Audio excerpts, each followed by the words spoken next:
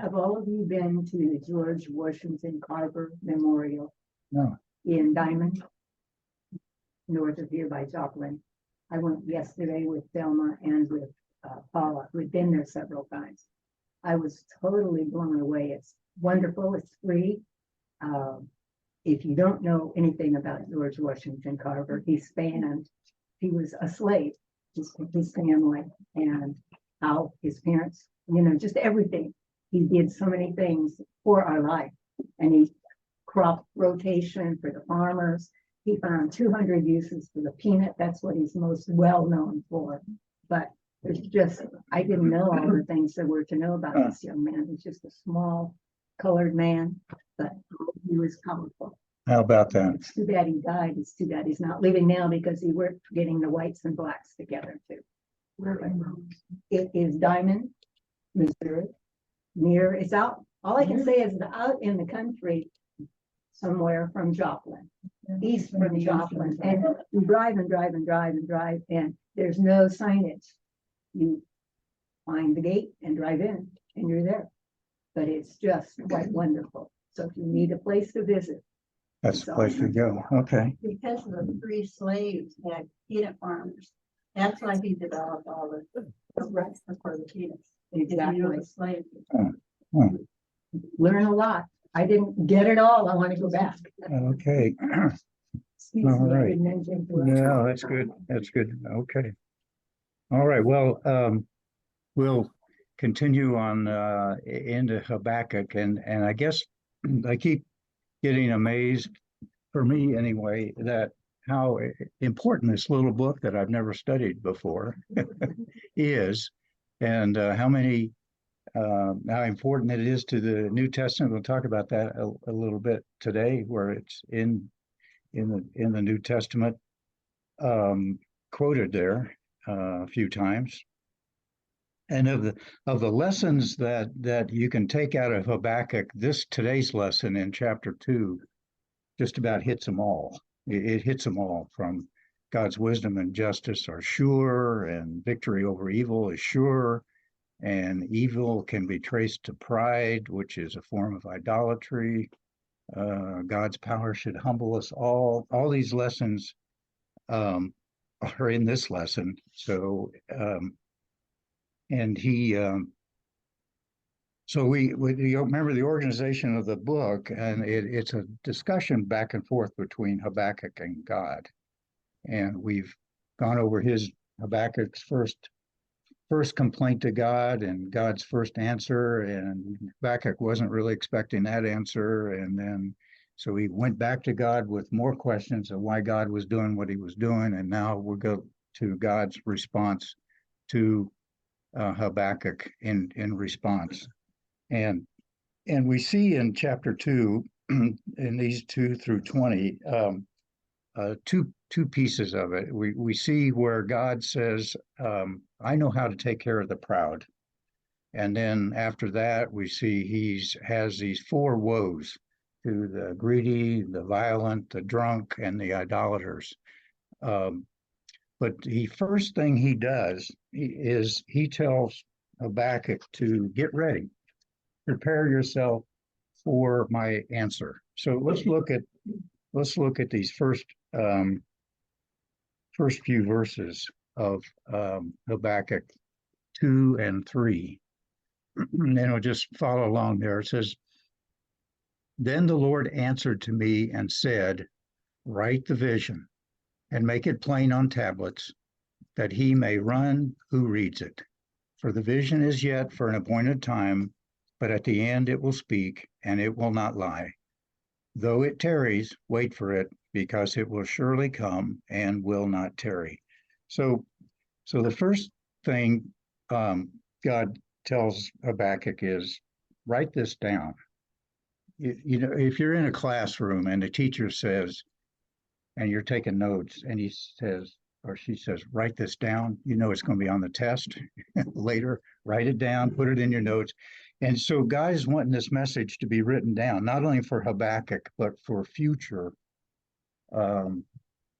future, because it says the vision is for an appointed time. It's not right now. It's coming. It is going to come, but it's not right now. So I want you to write it down so that you have it memorialized and permanent, and it's not going to go away, and others will be able to read it. It says that he may run who reads it. In other words, someone who reads it is going to have a running start. He's going to understand what God is going to do in the future, and he'll be ready for this appointed time when it will speak. And in the end, it will speak, and it will not lie. In other words, you can be sure, Habakkuk, it's going to happen. You can be, though it tarries, wait for it. In other words, it may take a time, but just wait. It's going to happen. It will surely come. It will not tarry. In God's time, it's not tarrying at all.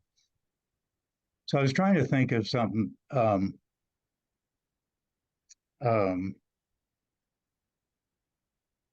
He says, make it plain for appointed time. No, I don't think I'm going to use that example. I was thinking another example this morning. I don't think so.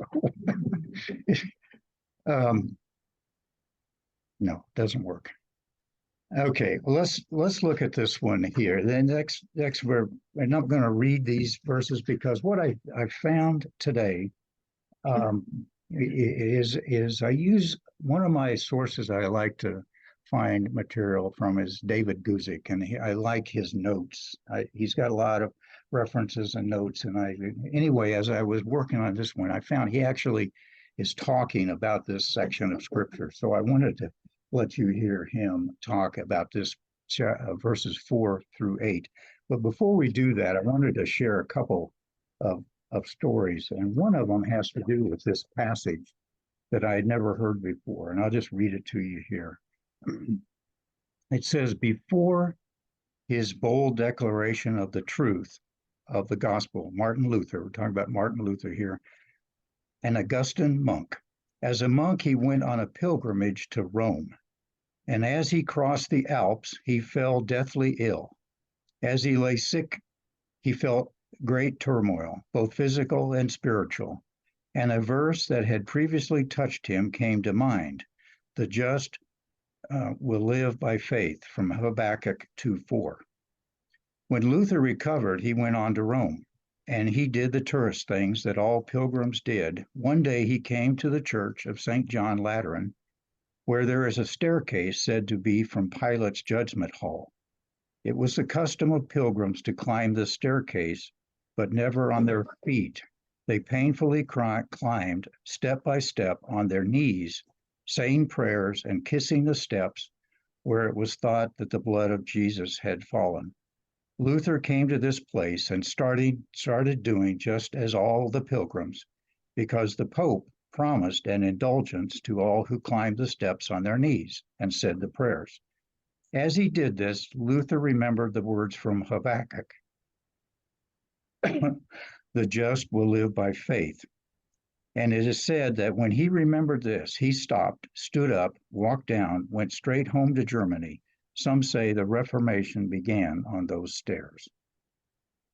And said, before the words broke upon my mind, this is a quote from Martin Luther, I hated God, and I was angry with him because, not content with frightening us sinners by the law and by the miseries of life, he further still increased our torture by the gospel. But when, by the Spirit of God, I understood those words, the just shall live by faith, the just shall live by faith, then I felt born again like a new man. I entered through the open doors into the very paradise of God. That was a quote from Luther. I thought that was interesting about this verse, verse, chapter 2, verse 4, and the impact it had on Martin Luther, which then led to Reformation. And the Reformation, the rest of the story. So after sharing that, let me let David Guzik cover these 4 verses, because I think he does it quite well, and we'll pick up after that. Now, I want you to notice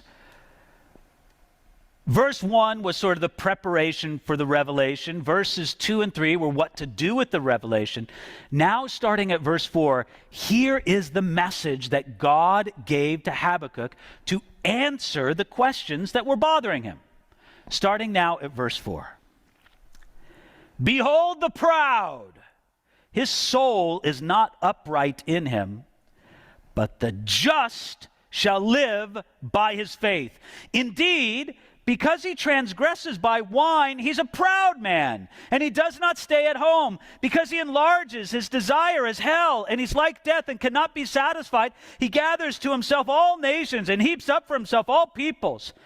Will not all these take up a proverb against him and a taunting riddle against him and say, woe to him who increases what is not his, how long? And to him who loads himself with many pledges. Will not your creditors rise up suddenly?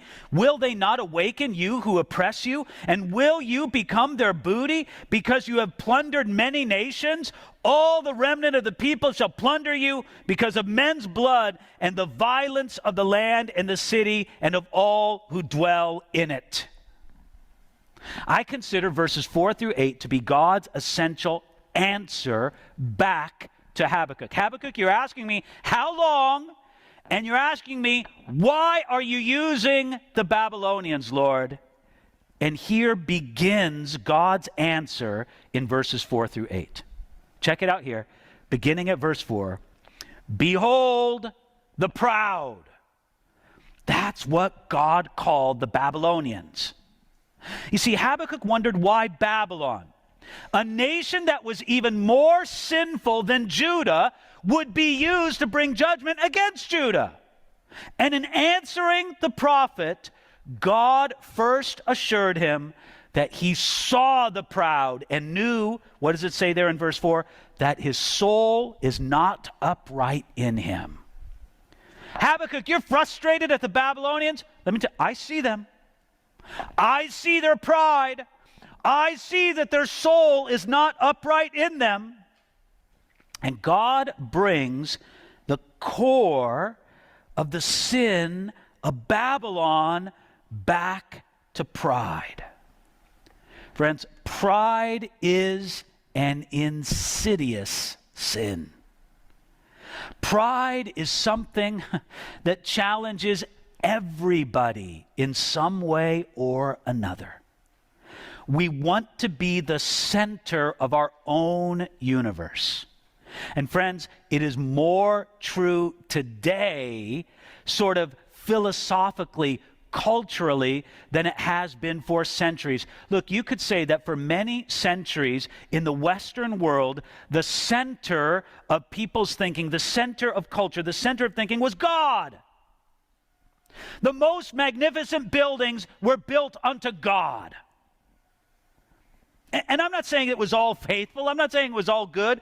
But at least in some sense, there was this general agreement in the culture. The most important being is God. Amen. Then something happened. People call it the Enlightenment. And with the Enlightenment, things shifted. Instead of God being the center of all things, now mankind, humanity became the center. God, get off your throne. We really don't need you. What we need is to unlock human potential, because the brilliance, the wisdom, the ability, it's all within mankind. We just have to stop hindering it and truly unleash it. And we can bring paradise on earth through humanity. Let humanity do what it can do. So first God was the center, then humanity was the center. Let me tell you what the center is today. And I don't have a marking point for this. I could just tell you this is the way it is today. Humanity is not the center anymore. You know what the center of the universe is? Me. Now, not me in reference to you, but every one of you, me. That's how it is. We are all the center of our own universe. The most important being in the universe, it's me. Everything should revolve around me. Everything should be engineered to make me happy and good and comfortable and everything. That's how the world and the universe should be. Do you see what a radical shift from God to humanity to the self to me? And we're no better for it. Now, friends, there's a lot of pride in that. There's a lot of pride in the transition from God to humanity. There's even more pride in the transition from humanity to self. But think of how dangerous pride is, I should say. You could put it like this. Here's the rich man, proud of what he has. There's the poor man. He's proud of his honor in having less. Here's the talented man, proud of what he can do. Here's the man of few talents, proud of his hard work. Here's the religious man, proud of his religion. There's the unbeliever, proud of his unbelief. Here's the establishment man, proud of his place in society. But there is the countercultural man, proud of his outcast status. Here's the learned man, proud of his intelligence and learning. But there is the simple man. He's proud of his simplicity. Look, there is no good or bad thing that exists among human beings that people will not take an ungodly pride in. Again, if I could quote Spurgeon, I told you there'd be a few of them here tonight. Spurgeon said this: "If there is a sin that is universal, it is this. Where is it not to be found? Hunt among the highest and loftiest in the world, and you shall find it there. And then go and search among the poorest and most miserable, and you shall find it there. There may be as much pride inside a beggar's rags as in a prince's robe. A harlot may be as proud as a model of chastity. Pride is a strange creature. It never objects to its lodgings. It will live comfortably enough in a palace, and it will live equally at ease in a hovel. Is there any man in whose heart pride does not lurk?" I would say no. And look, let's be straightforward about this. Habakkuk observed, and God was commenting about pride among the pagans, the Babylonians. Oh yeah, idolaters, they're proud. But pride can lurk very much among the people of God, among the servants of God. You ever hear of the old English preacher John Bunyan, the guy who wrote Pilgrim's Progress? Well, he was a preacher, and one day he finished with the sermon, and somebody came up to him afterward and said, "Oh, John Bunyan, that was a magnificent sermon. Thank you for it." And Bunyan said, "Wait, you're too late." The guy said, "Too late? Too late for what?" He said, "Too late to tell me it's a good sermon." He goes, "The devil told me it was a great sermon when I was walking down from the pulpit." You see, Satan can tell a praying brother to be proud of his ability to pray, the growing brother to be proud of his growth. And here's the thing, Satan can even try to tempt the humble brother to be proud of his humility. Isn't that funny how pride works? Now, you know, we all hate pride, but we especially hate pride in others. In other people, myself, I can tolerate it. In you, now that's bad. Now think about this. Think of how repulsive pride is in others. You know, look, don't shout out any names, but you could think of a really proud person in your mind right now. You think of that proud person, oh yeah, oh man, they're proud. And it's like, it's not a good thing. You're kind of repulsed by it. Let me ask you something. If pride repulses you, what must God think of pride?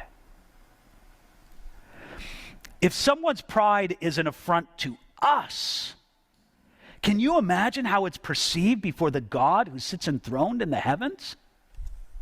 All right, that's the proud. Habakkuk, I see the Babylonians. I see their pride. I see their arrogance. But check this out. Immediately, God paints a contrast here in verse 4 and says, "But the just shall live by his faith." In contrast to the proud, there are the just. Now notice this. There's two groups here. There's the proud people and the just people. The principle of life for the just is faith. Pride looks to self. Faith looks out to God. That's the difference between the humble brother and the proud brother. True faith looks outside of self unto the Lord God, while pride will always look to self. Now, I don't mean to insult anybody's intelligence here, but just go with me. These words of Habakkuk are given to us in the Hebrew Scriptures, which we often call the Old Testament. We also know that we have the New Testament, the Greek Scriptures, written 400 years after the close of the Hebrew Scriptures. There's a 400-year gap in there. And when the people who wrote the New Testament, the Greek Scriptures, they had the Hebrew Scriptures in front of them. And so they like to quote the Hebrew Scriptures. This verse from Habakkuk chapter 2, verse 4 is quoted not once, not twice, but 3 times in the New Testament. It is one of the most frequently quoted verses in the entire New Testament, the Greek Scriptures. And it's a very important and most quoted statements again in the New Testament. Paul used it to show that the just live by faith and not by law.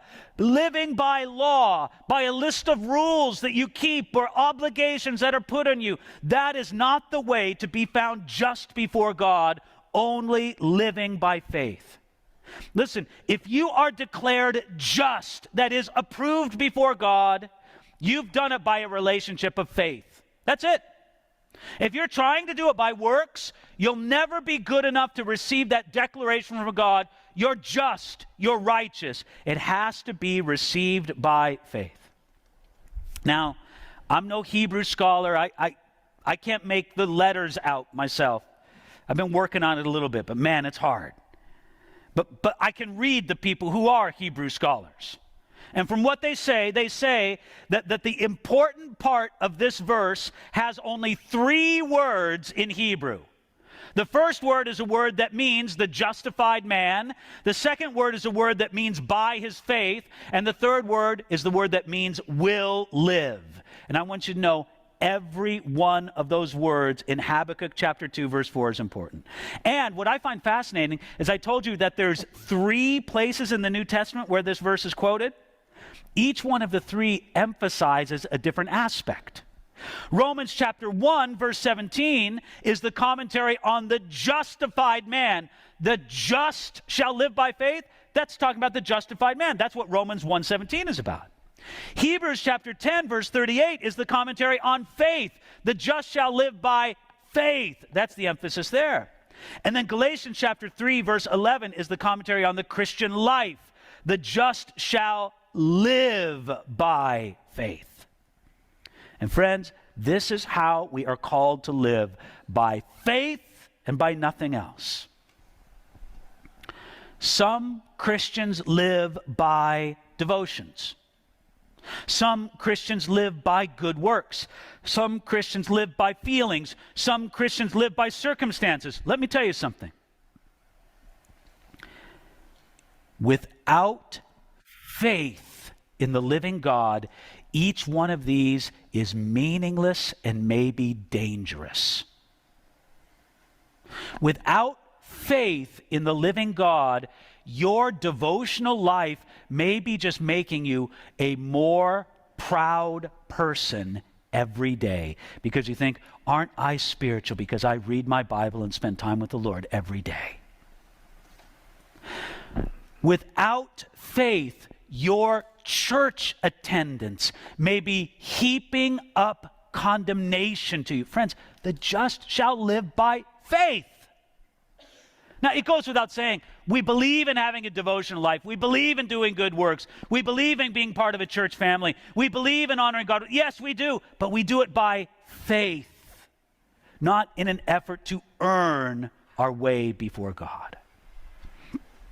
Then verse 5, he's back to talking about Babylon now. He enlarges his desire as hell, and he's like death and cannot be satisfied. You see, God sees the proud man and how the proud man cannot be satisfied. The one who is declared righteous by faith, he's satisfied, but not the proud man. He keeps grasping, keeps reaching. And then he brings this word of condemnation against Babylon. because you have plundered many nations, all the remnant of the people shall plunder you. Here, God is assuring Habakkuk that he knows how to deal with nations like Babylon. Listen, is it true that the Babylonians plundered many nations? Yes, and Judah was next on their list. But don't you worry, when the time is right, I will bring judgment against Babylon. And by the way, God did it even within the lifetime of Daniel. He saw Babylon fall because God had judged them. So God explained to Habakkuk, Habakkuk, hold on, my timing is good. Your answer, how long? I'll get to it. I know what I'm doing. Secondly, I see the pride of Babylon, and I will judge them in due time. But I want you to know here and now that no matter how proud the Babylonians are, Habakkuk, please understand, it's the just that shall live by faith. Friends, that's the abiding principle that we need to hold on to.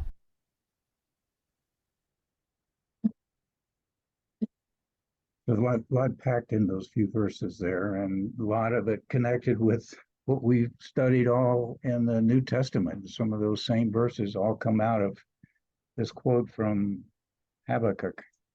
And any thoughts about what he said on this passage here? Any things that maybe struck you?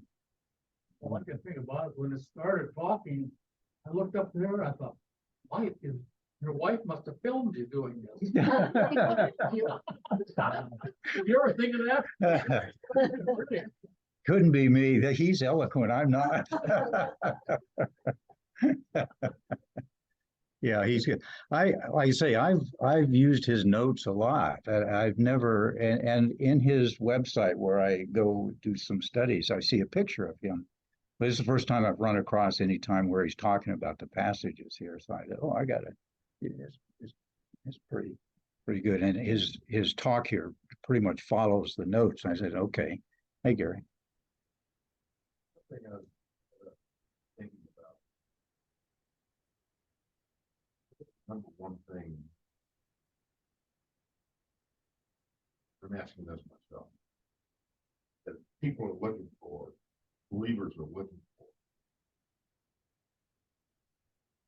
children are looking for affirmation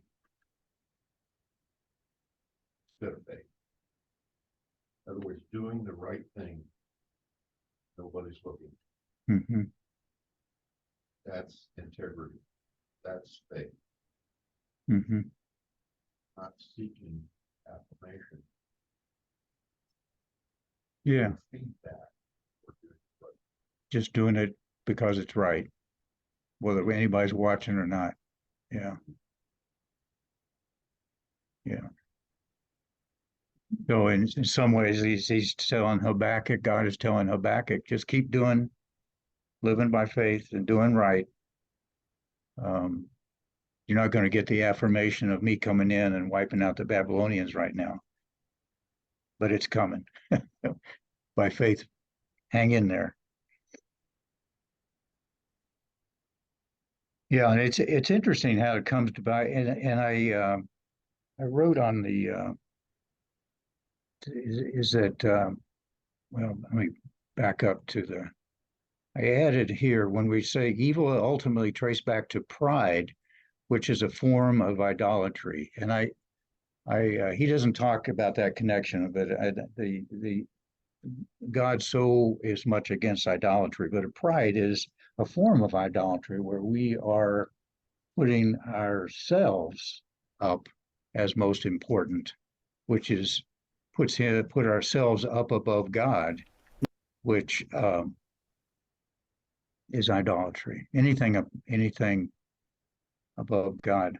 Well, the rest of this passage in chapter 2 now it deals with 4 woes that God pronounces against, particularly against the Babylonians, but against all people. And he talks about the woe to the greedy, woe to the violent, woe to the drunk, and woe to the idolater. And the greedy, he says, woe to him who covets evil gain for his house, that he may set his nest on high, that he may be delivered from the power of disaster. Is talking about, and we tend the people who are relying upon their own means to keep them secure, whether it's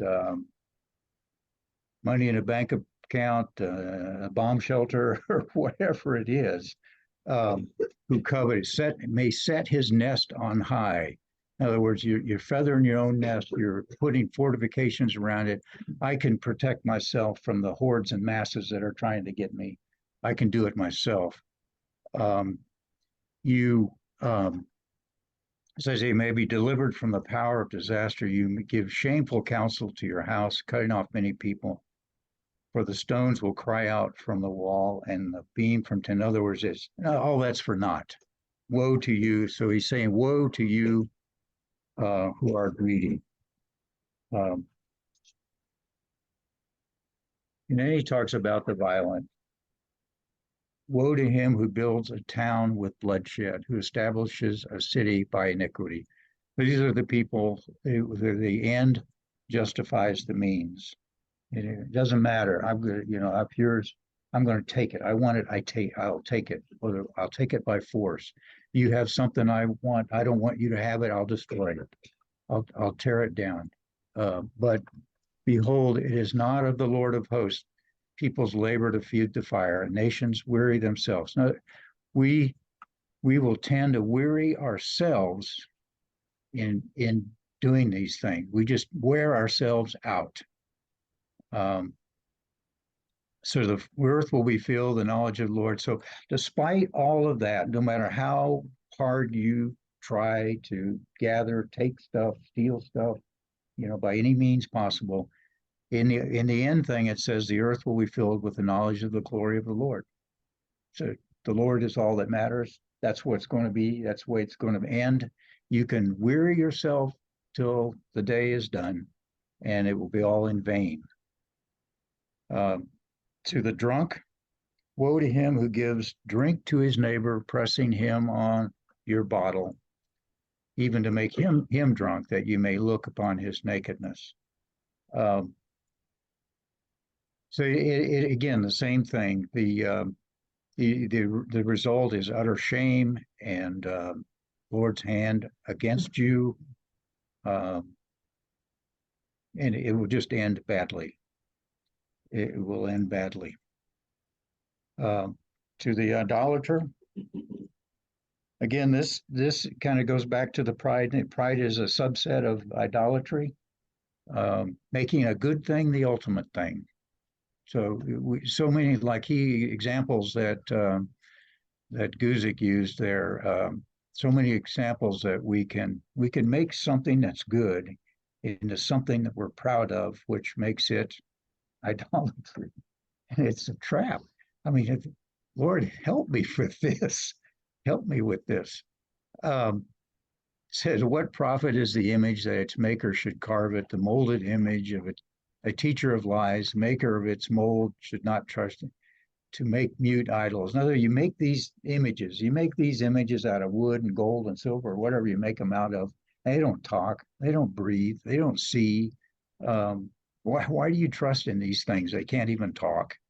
Woe to him who says to wood, awake, to silent stone, arise. Take a piece of wood and talk to me, wood.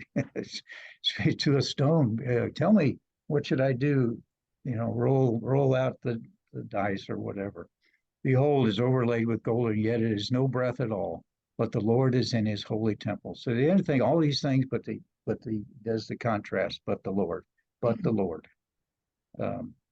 was in a class one time, brought up the thing, and it said, a guy like this he was so heavenly minded, it was no earthly good. And he was so puffed up by himself and how he thought he was so great, he couldn't meet an ordinary guy like myself and other men. Yeah.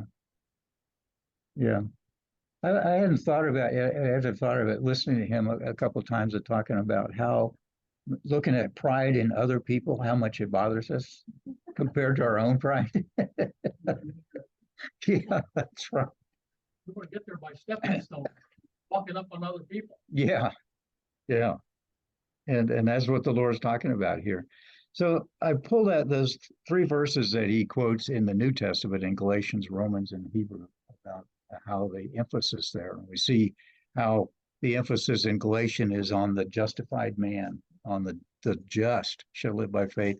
And in Romans, it's the faith, the just shall live by faith is the emphasis in Romans there. And in Hebrews, the justum is on the life of faith, just shall live by faith. But I was looking, can you look at those verses and you see the contrast? If you don't live by faith, what's the contrast that you see in those verses? And pick out, I mean, there's kind of like an either or in those. Can you see some of that?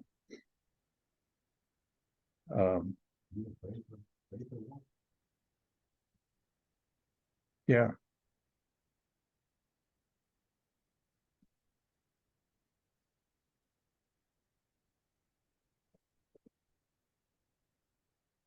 You see, like, well, if the Hebrew verse, the just shall live by faith. The rest of that verse says, but if anyone draws back, my soul has no pleasure in him. So the contrast is you're living by faith or you draw back from God. Mike, I have a contrast. Yeah, go ahead. The just shall live by faith, the unjust shall die by his faith. The just shall live by faith, the unjust shall die by the faith, by his faith. By his Unjust faith. people have faith, unjust have faith, but it's the wrong kind of faith. Mm-hmm. Is it faith in themselves or their possessions or whatever? Faith in anything. Yeah.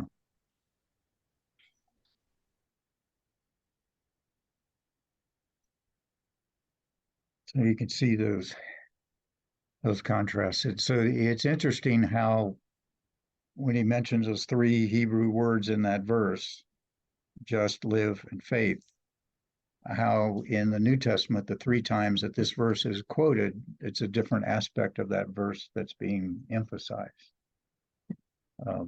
You'd think there's somebody that really is in charge of what gets written into the scriptures. You think somebody is, kind of think it's like it's planned out or something. So I mean, here's written 400 or I don't know, at least 400 years before this, when these guys quote it. So, okay, so next week we'll Habakkuk's prayer, his final response, the last chapter.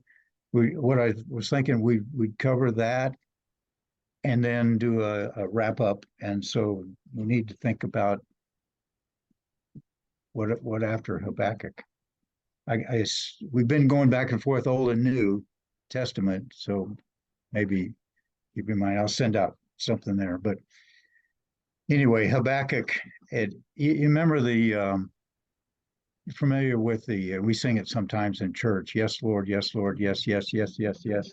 It's basically, I thought after reading chapter 3 and Habakkuk's response back to God, Lord, I think that song probably was in his heart. Yes, Lord. Yes, yes, yes, yes, yes, yes. Whatever you say, Lord. Yes, right. Don't think about it. Just do it. All right. Let me stop share here and see if anybody else got any other comments or thoughts. It's anything, the light bulbs go on.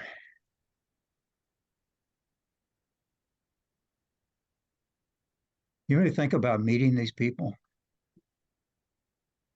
I mean, to meet Habakkuk, for instance, I think that would be, I don't know if fun is the right word, but maybe fun. Yeah. Yeah, we'll recognize him. Actually, the pictures I used in my was they bit of Paul. I just said Habakkuk. But we really don't know what Paul looked like either. Okay. All right. Well, Christian was having problems. And was really trying to grow in God and faith and stuff. And it, not having a little, what should I say, sympathy for him and try to help him through his problems, make him fall away, that would be bad. Mm-hmm. Very good. Jim, would you mind closing us? Closing prayer? If you- Gracious Heavenly Father, we just thank you for allowing us to come here and learn from you. We pray you'll be with the after service. Anybody has any problems in here that they'll tell somebody and they can help them through them. You know, open our hearts that we may receive what our pastor has for us this morning. And give us a safe trip home. We thank you for it. Timing. All right. Have a good week. See y'all. Thank you. See the funnies. See you in the funnies, Terry. All right.